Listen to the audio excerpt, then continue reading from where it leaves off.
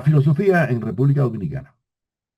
A veces algunos consideran que el cultivo de la filosofía en República Dominicana se produjo básicamente en el siglo XX, pero en realidad no es así, porque ya hay pensadores de talla sinceramente destacada desde principios del siglo XIX, como el caso de Andrés López de Medrano. Ale- Andrés López Medrano, que fue un hombre, bueno, médico, abogado, periodista, poeta, pero también, ante todo, filósofo, e incluso se considera el primer filósofo realmente ilustrado en la primera mitad del siglo XIX, que había nacido en 1780. Llegó a ser rector de la Universidad de Santo Domingo, ¿no? Y profesor de latín, retórica, etcétera. Pero tiene una obra lógica y elementos de filosofía moderna, ya en 1814, que es una de sus obras principales, ¿no? Nosotros asistimos incluso a un evento en Dominicana dedicado a la obra de López de Medrano y de allí se vio que realmente hay muchos estudios hechos sobre su obra. Él publicó otro libro, Metafísica de un pequeño bosquejo de la filosofía, en 1842, ¿no? Y realmente es un filósofo que no tiene nada que envidiarle a otros ilustrados latinoamericanos y universales, ¿no? De esta época, ¿no? Él tuvo una vida bastante azarosa, tuvo que emigrar desde Dominicana a Venezuela, a Puerto Rico, de los vaivenes. Fue un hombre muy comprometido con la vida política y social dominicana, ¿no? Y entonces, pero bueno, en el plano filosófico, se dedicó mucho a los temas epistemológicos y sobre todo influido por el sensualismo, ¿no? Él decía, cito, si siempre abrazásemos con seguridad la verdad, sería inútil la lógica, pero como juzgamos equivocadamente y caemos muchas veces en el error, ciertamente se hace necesaria. Es decir, como ustedes pueden ver, él destaca el papel de la lógica, así que no se puede confiar solamente en los sentidos, ¿no? A partir de una concepción de que el ser humano es un ser falible, como decía Sócrates, ¿no? Todos cometemos errores, ¿no? Y sobre todo en cuanto a la percepción, ¿no? Y a la concepción de la verdad. Pero como él es un hombre de un optimismo epistemológico y antropológico, o sea, confiado en la perfectibilidad de la condición humana, él pensaba que a través de la educación y de la cultura, por eso dedicó gran parte de su vida a esa labor intelectual, ¿no? En República Dominicana. Julio Minaya, que es un filósofo actual que ha estudiado su obra, al igual que la de otros que vamos a ver más adelante, decía, y cito, es del todo comprensible que una personalidad intelectual como la de Andrés López de Medrano, formado desde la niñez en los moldes mentales de la neoescolástica, acusara determinados rasgos provenientes de dicha orientación teológico-filosófica, sin descontar el influjo condicionante del mecenazgo que lo catapultó. Ambos factores debieron conjugarse para condicionar un pensamiento que, en el caso que nos concierne, no puede menos que dar por resultado un cierto carácter ecléctico. Fin de la cita. Es decir, claro, López Medrano se forma también en esa escolástica que todavía prevalece, ¿no? A finales del siglo XVIII, principios del siglo XIX, ¿no? Pero aún así él logra emanciparse de la escolástica y su obra de lógica es una obra de la filosofía moderna, ¿no? No sé, él parte de un criterio realmente epistemológico que no tiene nada que ver, ¿no? Con las posturas de la escolástica. Según López Medrano, decía, sostenemos que existe esta verdad, o sea, la lógica, en contra de los escépticos y pirrónicos, los cuales estableciendo la duda general afirmaban que no sabemos absolutamente nada y que nada podíamos comprender. Fin de la cita. Ven como ven, hay una crítica al escepticismo pirrónico, al escepticismo agnóstico, ¿no? Y hay una confianza en que sí, el hombre puede llegar a conocer. Pero a partir de la duda, en este sentido, López de Medrano se identifica con la duda cartesiana, lógicamente, con la duda de Sócrates también, o de Nicolás de Cusa, de Pico de la Mirándole, ¿no? Ahora, dice él, cito, admitiendo sin embargo la duda metódica expuesta por Descartes, mediante la cual fuera de la fe y la revelación no podemos asentir ninguna proposición sin previo examen. Fin de la cita. Fíjense cómo él dice, bueno, fuera de la fe, que es decir, que deja la fe religiosa a un lado, porque él es un hombre también religioso, ¿no? Eso no me demerita en nada, al contrario. Ahora, aun cuando uno puede ver en él cierto distanciamiento respecto a la escolástica, como dice Minaya, en verdad hay realmente una obra, ¿no? En él de cierta envergadura. Ese es el caso también de otro filósofo del siglo XIX, dominicano, Antonio Sánchez de Valverde, que ha sido estudiado muy bien por Rosalena Pérez de la Cruz, una filósofa dominicana que fue muy destacada en la historia de la filosofía de esta hermana república y que trabajó durante mucho tiempo en la Universidad Nacional Autónoma de México junto a María del Carmen Rovira, una destacada filósofa española que también, ¿no? Rosalena, en su análisis de estos dos autores, en su obra Historia de las Ideas Filosóficas en Santo Domingo, eh, el surgimiento de la modernidad, dice: el nacionalismo de Antonio Sánchez Valverde y el eclecticismo que junto con López de Pedrano hemos mostrado sustentan en sus obras, siguiendo más a los eclécticos españoles, muy apegados al tradicionalismo vigente, a los portugueses, rotundamente liberales y modernos, consideramos que muy a pesar de las vicisitudes de la época en la colonia española y en la introducción tardía de la imprenta, estos magnánimes hombres arrostraron todo tipo de problemas a fin de modernizar su pensamiento y ejercer influencia en las instituciones y en la nación. Representan el surgimiento de de la modernidad dominicana. Fin de la cita. Yo creo que es cierto, ¿no? Tanto en Sánchez Verde como en López de Medrano hay realmente una ruptura, ¿no? Con la escolástica por una parte, pero eso lo hace caer en posturas eclécticas en cierta medida, ¿no? Ahora, sin embargo, en el caso de López de Medrano, él se enfrenta a ese principio escolástico del principio autoritatis, ¿no? Que había impedido realmente un enriquecimiento, ¿no? De la filosofía moderna. Juan Francisco Sánchez, que ha estudiado también la obra de López de Medrano, dice, cito: el balance final nos obliga a catalogar a López de Medrano en la línea del empirismo, sensualismo, nominalismo, es decir, entre los que verdaderamente merecen el apelativo de modernos en aquella época. Y eso es verdad porque realmente es el sensualismo, el empirismo, y es un evento que lo distancia, lógicamente, ¿no? De la escolástica, ¿no? Y por eso esas posturas nominalistas y sensualistas eran vistos con mucha ojeriza, ¿no? Por la filosofía escolástica que todavía trataba de mantenerse, ¿no? Pero el hecho de que López de Medrano haya criticado la teoría de las ideas innatas de Renato Descartes, ¿no? Y que se haya dejado influir más por Locke y por Condillac, da lugar a que su pensamiento realmente tenga un carácter moderno, ¿no? Según López de Medrano, cito: el que busca la verdad está obligado a discutir con imparcialidad, sin atender a consideraciones de antigüedad, novedad, calidad y cantidad de autores. ¿Ven? Esta es una crítica que hace él al principio escolástico, ¿no? Muy citado por Aristóteles, Santo Tomás. En otro momento dice López de Medrano: de la formación de las ideas se infiere suficientemente que todas las ideas, aunque espirituales por su propia naturaleza, como que afectan inmediatamente al alma. Sin embargo, nacen de los sentidos y no se da en nosotros ninguna idea innata o ingénita. Esto es, impresa en nuestras almas por la mano del Creador desde la creación de las mismas, ¿no? Fin de la situación, que ya está muy claro que él tiene una ruptura radical con el innatismo, ¿no? Cartesiano, con una secuela también en cierta medida escolástica. En verdad, esa postura sensualista chocó con mucho, no solamente en el caso de Dominicana, en el caso de Cuba, de Argentina, en muchos países el sensualismo realmente era lo más avanzado, ¿no? Que se podía eh, plantear en cuanto al avance, ¿no? Del pensamiento filosófico en ese momento, ¿no?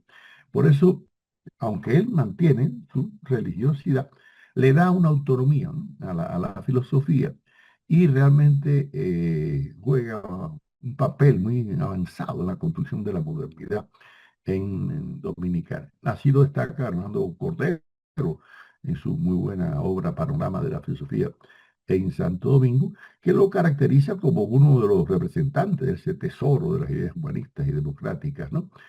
De la filosofía dominicana. Rafael Morla, que es un filósofo actual, estudioso de la obra de López de Medrano también, dice que López de Medrano, cito, era un hombre de profundas ideas democráticas que escribió un manifiesto dirigido al pueblo dominicano con motivo de las elecciones parroquiales de 1820, donde llama por primera a la formación de partidos políticos y defiende la libertad de pensamiento y de imprenta. Reivindica que todos los ciudadanos puedan expresarse libremente en momentos en que los enemigos de las libertades públicas coartan el libre pensar y el libre actuar, para que todo siguiera igual como en los viejos tiempos de la colonia. Este documento es el testimonio más claro de las ideas ilustradas vinculadas a la práctica social transformadora. Fin de la cita. Yo creo que con esta cita queda claro que estamos en presencia de un pensador que no fue solamente un epistemólogo, un filósofo de gabinete, sino además vinculado a la praxis política, y por eso debe ser caracterizado también dentro de ese humanismo práctico que hemos llamado, ¿no? Caracterizan a la mayoría, ¿no?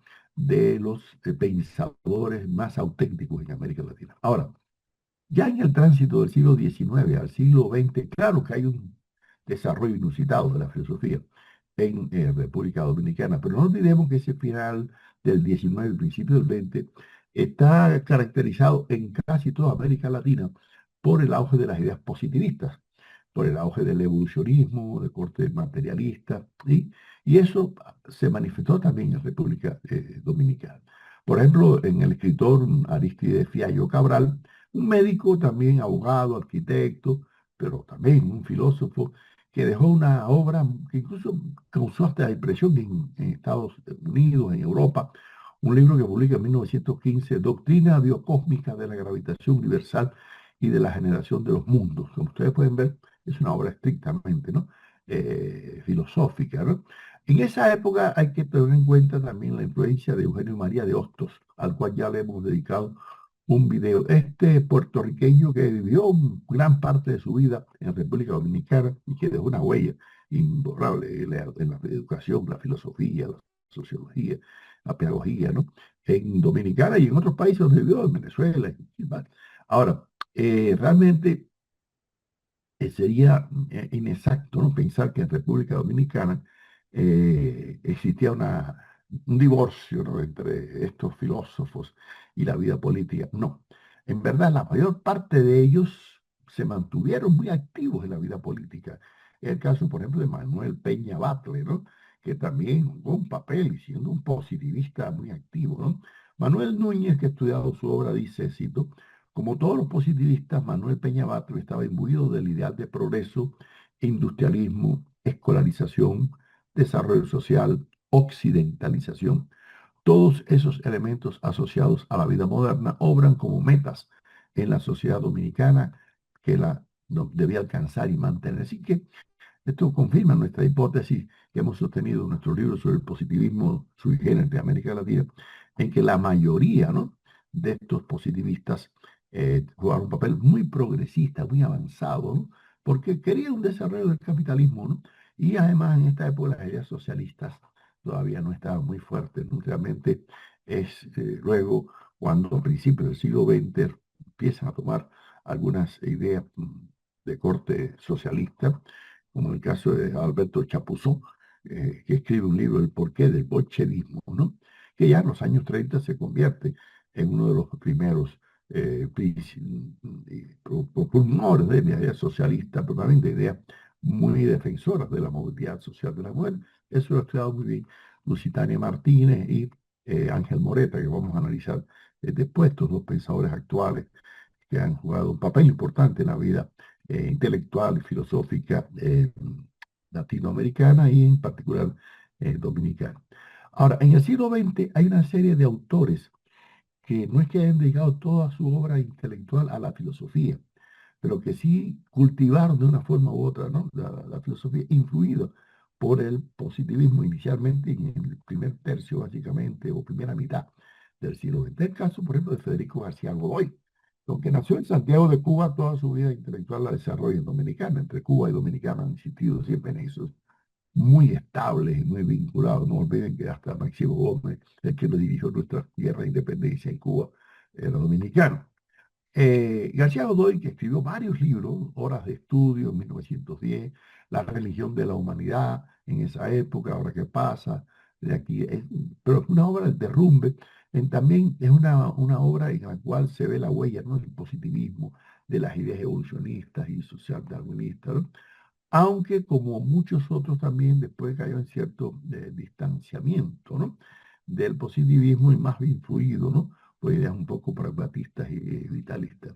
García Godoy, en su libro El Derrumbe, él dice, cito, en el hibridismo de nuestro origen étnico residen los gérmenes nocivos que, fructificando con el tiempo, han determinado un estado social en gran parte refractario a un desarrollo de civilización efectiva y prolífica.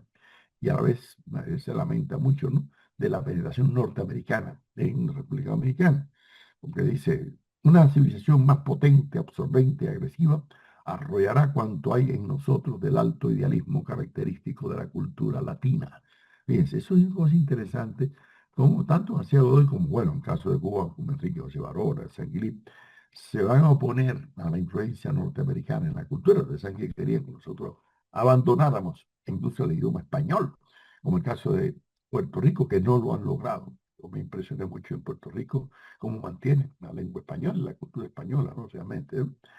Hay otro autor de esa época que es José Ramón López, también de ese tránsito del siglo XIX al siglo XX, que, bueno, se dedicó, bueno, como ensayista, como pensador, etcétera, pero realmente tal vez es uno de los herederos más lúcidos, ¿no?, del positivismo de Hostos, como dice Miguel Pimentel, otro filósofo actual. Él escribió unos ensayos y artículos en 1991 que abordan muchos temas de carácter antropológico, sociológico, bajo la influencia de Hostos, ¿no?, y que trata de explicar las causas del atraso económico y cultural de la República Dominicana. Sobre todo, él propugna la idea de desarrollar el industrialismo y convertir a la patria, dice él, en una activa factoría, ¿no? Yo creo que en esa época hay algunos autores que confían mucho en ese progreso, pero también toman fuerza algunas ideas pesimistas respecto al desarrollo, ¿no?, de la vida política, económica y social, ¿no? Y eso se da en casos a veces que hay cierto determinismo geográfico. El caso de Américo Lugo, por ejemplo, otro autor que escribe en 1923 el nacionalismo dominicano, y en el cual hay posturas ahí que tratan de, por una parte, la huella de José Martí es importante en estos autores, ¿no?, que confían en nuestra América, en la labor, pero hay otros que tienen sus dudas, ¿no? En esa época hay una personalidad que ya hemos estudiado, Pedro Enrique Jureña, le dedicamos un video también, que es tal vez uno de los dominicanos más, pero claro, pero su vida intelectual la va a desarrollar primero en México, después, como sabemos, en Argentina, en otros países, y ese humanismo americanista, como le hemos dedicado, realmente no se desarrolla en República Dominicana, aunque sin duda pertenece a la cultura, ¿no?, dominicana, ¿no?, de la primera mitad del siglo XX. La obra filosófica más relevante parece ser en América, digo, Dominicana y para América Latina, la de Andrés Avelino. Andrés Avelino tal vez es uno de los filósofos más estructurados, más original, ¿no?, y más prolífico. Tiene una cantidad de libros, ¿no? Metafísica categorial de 1940, Prolegómenos a una metafísica posible del 41, Esencia y existencia del ser y la nada en el 42, El problema de la fundamentación del problema del cambio y la identidad en el 44, Filosofía del conocimiento en el 50, El problema antinómico de la fundamentación de una lógica pura en el 51, Problemas antinómicos de la esencia de lo ético, Filosofía de lo ético, 71, y problemas antinómicos del existencialismo. O sea, que nadie va a dudar de que es un filósofo bien estructurado, con una obra muy prolífica, como lo ha estudiado la amiga Mabel Martínez, una filósofa cubana radicada en la República Dominicana, que actualmente también es otra filósofa destacada. Hay muchas mujeres como Lusitania Martínez y otras que también son destacadas en la vida filosófica actual de República Dominicana. Mm, Las tesis fundamentales de Andrés Abolino son el categorialismo, que es una especie de filosofía intermedia, ¿no?, entre Platón y Kant, como han dicho algunos estudiosos de su obra, ¿no? Pero bueno, en Avelino hay una preocupación muy grande por la metafísica, ¿no? Dice él, la metafísica y la filosofía no tienen por objeto buscar el ser. El ser solo se puede encontrar en la religión. Fíjense cómo sacan una diferencia. Ahí la huella de la religión es importante, sin embargo, su filosofía es laica, ¿no? Totalmente, ¿no? Y además con una gran preocupación por la autenticidad de la filosofía y en particular de la filosofía latinoamericana, una cosa importante. Ramón Pérez, que lo ha estudiado, dice, cito, Avelino tiene bien claro el lugar de la filosofía y la cultura latinoamericana, cuando afirma que si América ha de dar una cultura original, ha de crearla sobre la base de la cultura europea. Por otra parte, Armando Cortés, de Avelino y de otros autores dominicanos, dice, cito, en la obra filosófica de Andrés Avelino, reviste asimismo capital importancia todo cuanto se refiere a la tarea de fundamentar una lógica pura, en la que nuestro filósofo, según afirma Juan, filósofo hispano, ha logrado exponer una teoría de la significación más pura que la anunciada por Husserl. Fíjense lo que dice, ¿sí? Lo que dice Juan David García Vaca, que es uno de los transterrados españoles que llega a América, ¿no?, a la caída de la República, y destaca mucho la obra de Avelino, es la tal vez más destacada, ¿no?, de toda la primera mitad del siglo XX dominicano. Hay otros autores que también son prolífico, el caso de Pedro Troncoso Sánchez, que desde un objetivismo axiológico escribe unos bosquejos filosóficos en el año 38, otro libro, Existen los valores negativos, en el 39, El bien común, en el 56, en los cuales él sostiene, y cito a Troncoso, los valores son aquellos que marcan la diferencia entre el hombre y el animal, aquello que permite al hombre ser algo más que un animal, sin dejar de ser un animal.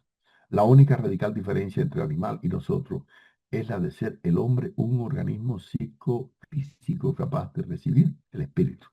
Es decir, el reino de los valores, con esto no aludo a nada psíquico, y con él de estructurar la persona y la cultura. Fin de la cita. Como ven, es una reflexiones profundamente filosóficas. En esta época, la filosofía religiosa no dejaba tratar de tomar fuerza en Dominicana, ¿no?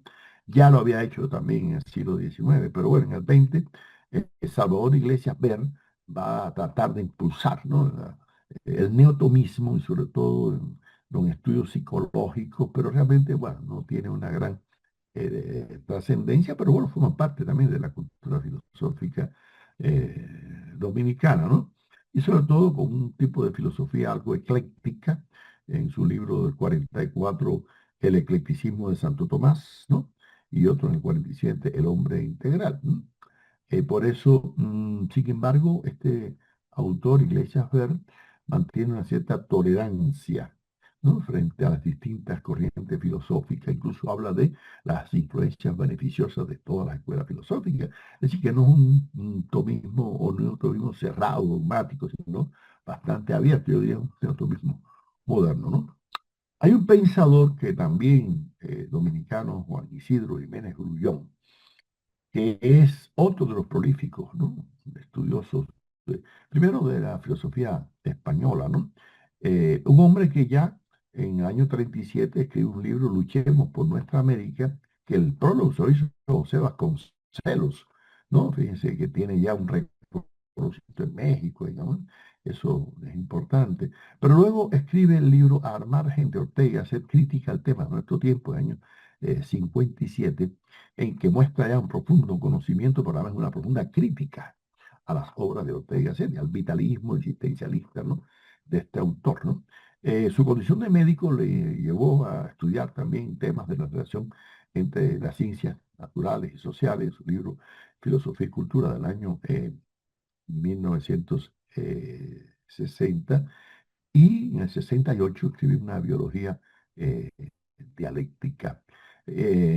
Juan Isidro Jiménez Ullón vivió en Cuba, en mi ciudad de Santa Clara, fue profesor de mi universidad central Marta Abreu de las Villas en los años 50, y dejó un libro que para mí ha sido muy revelador, La filosofía de José Martí, estudió la filosofía de José Martí, y también ahí destacó mucho la obra, ¿no?, del pensador cubano.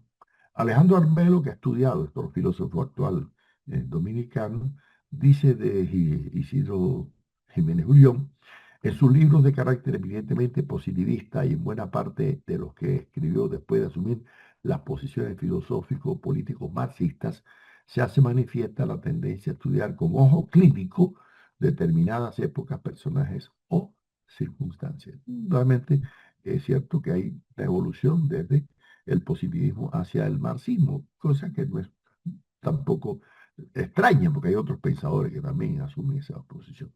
Su hijo, León David Jiménez, que es más un poeta que filósofo, pero como un filósofo, yo diría, dentro de la poesía, ¿no? Él se declara filósofo de la cotidianidad. Y además, sí, se mete en estudios de la filosofía, la relación de filosofía, poesía y mito, en su libro Diótima o de la originalidad, año 1995, como ustedes pueden ver ya, de finales del siglo pasado.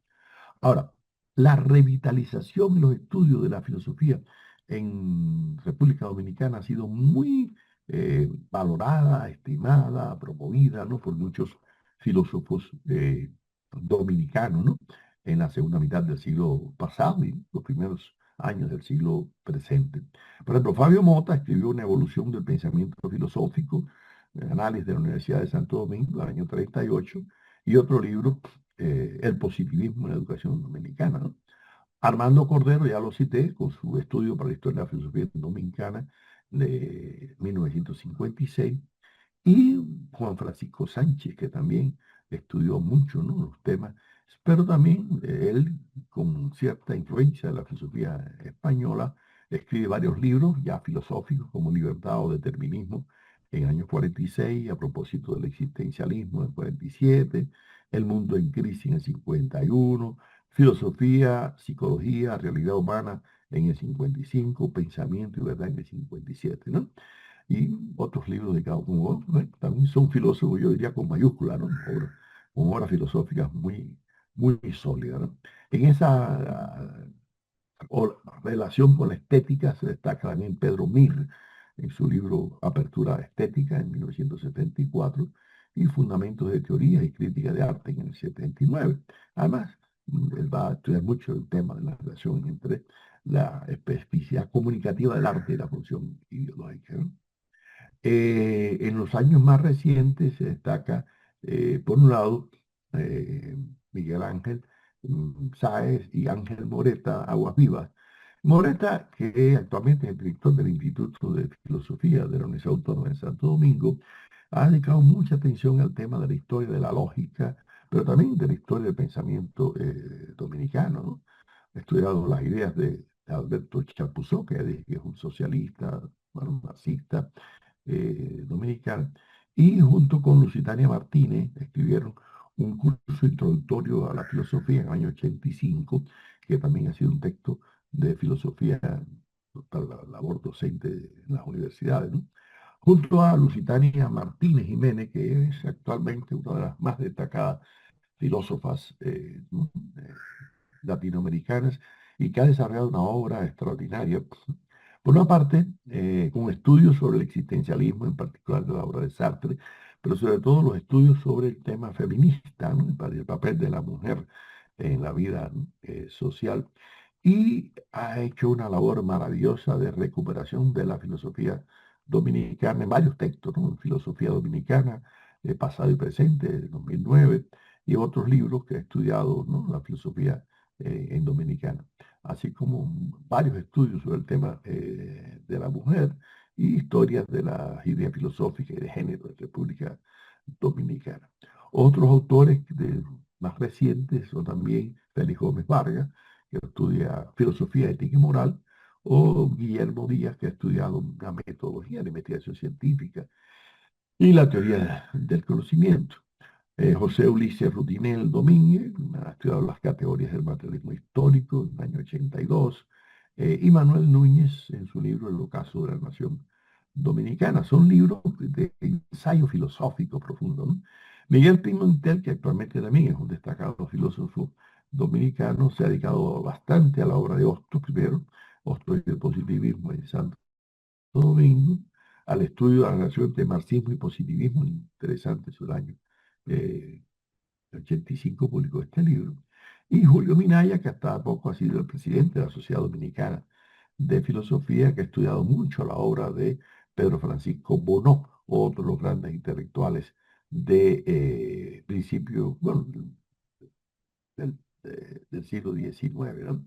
Federico José Álvarez, que desde bueno, Santiago de los Caballeros ha hecho estudios muy interesantes sobre la filosofía de la liberación y sobre el tema de la integración de las Antillas en el año 94. Su libro, bueno, así se llama, o La restitución de las injusticias históricas de las Antillas en el 99, ¿no? Vuelvo a tomar en consideración la obra de Rosalena Pérez de la Cruz, que su obra Historia de la Filosofía en Dominicana realmente es muy significativa. Rafael Morla, que ha sido decano también de filosofía y la Universidad Autónoma, se ha dedicado mucho a los temas de la modernidad. Escribe un libro que se llama Filosofía para Iniciados, Modernidad y Posmodernidad y Valores, ¿no? Y Filosofía para Pensar. Ha dedicado bastante atención a los estudios sobre Nietzsche, sobre Heidegger, ¿no?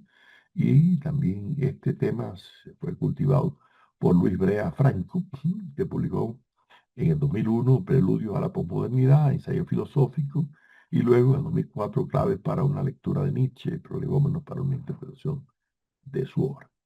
Actualmente también muy prolífico autor ha sido Dalis Pérez, que publicó en La ideología rota en 2002, Nacionalismo y Cultura en República Dominicana en 2003, Espacio de los signos 2005, La miseria de la razón política, Huellas de la mirada, que realmente ha dejado una obra, bueno, sigue escribiendo Odali, ¿no? Y realmente es interesante su producción intelectual.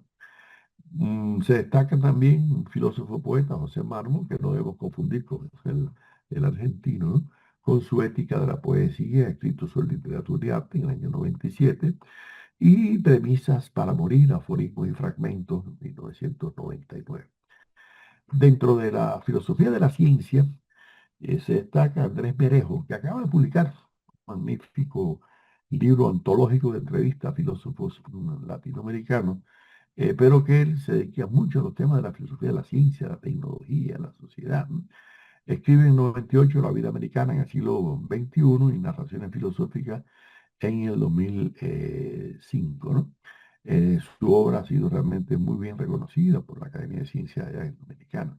También está Alejandro Barbero Polanco, que también se ha dedicado mucho al pensamiento filosófico latinoamericano. Bueno, yo creo que este panorama, así, con pincelada, vamos a decir, de la vida filosófica latinoamericana, como vamos a hacer después sobre Puerto Rico, para completar esta trilogía sobre las Antillas españolas, ¿no? Nuestro Caribe, ¿no? Español, y para este periplo que estamos haciendo sobre el humanismo en la filosofía latinoamericana, nos demuestra que en Dominicana ha habido una rica vida filosófica, ¿no? Y que además ha habido una diversidad de corrientes, de riquezas, ¿no? Y que ha habido una cantidad de productores. Y además está surgiendo una nueva generación de filósofos como Erickson Minaya, Elogio Silverio, Ramón Leonardo, Miguel Polderiet. Es decir, que realmente la vida filosófica en República Dominicana es muy prolífica y ha formado parte enriquecedora de la cultura filosófica latinoamericana y, como siempre decimos, y universal. ¿Por qué no? También.